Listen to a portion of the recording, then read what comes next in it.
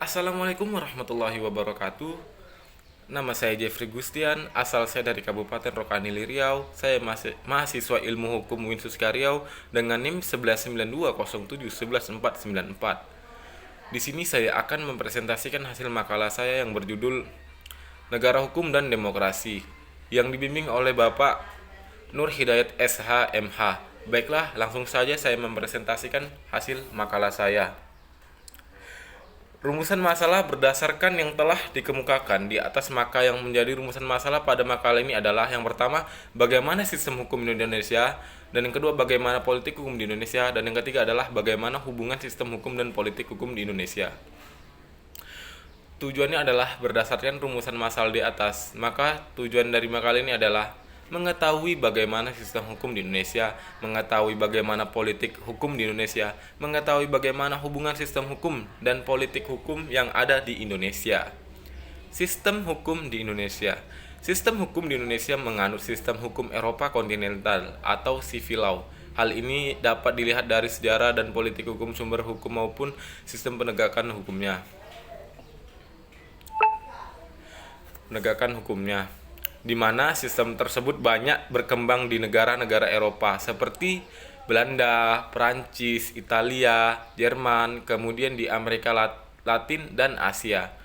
Di Asia, salah satunya Indonesia pada masa penjajahan Belanda. Pada sistem hukum Eropa kontinental memiliki karakteristik sebagai berikut. Berasal dari kodifikasi hukum yang berlaku di Kekaisaran Romawi pada masa pemerintahan Kaisar Justinianus. Corpus Juris Civilis atau kumpulan berbagai kaidah hukum yang ada sebelum masa Justinianus dijadikan prinsip dasar dalam perumusan dan kodifikasi hukum di negara-negara Eropa. Prinsip utamanya bahwa hukum itu memperoleh kuat mengikat karena berupa peraturan yang berbentuk undang-undang yang tersusun secara sistematis dalam kodifikasi. Tujuan hukum adalah kepastian hukum. Adigium yang terkenal tidak ada hukum selain undang-undang. Hakim tidak bebas dalam ciptakan hukum baru karena hakim yang menerapkan dan menafsirkan peraturan yang ada. Ada elemen penting dalam konsep negara hukum menurut Eropa kontinental, yakni adanya perlindungan hak-hak asasi manusia, pembagian kekuasaan. Pemerintahan berdasarkan undang-undang, adanya peradilan tata usaha negara.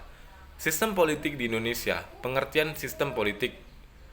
Politik hukum adalah suatu disiplin ilmu hukum yang mengatur tentang cara bagaimana merubah ius constitutum menjadi ius constituendum atau menciptakan hukum baru untuk menciptakan tujuan mereka. Selanjutnya, kegiatan politik hukum meliputi mengganti hukum dan menciptakan hukum baru karena adanya kepentingan yang mendasar untuk dilakukan perubahan sosial dengan membuat suatu regeling atau peraturan, bukan basking atau penetapan.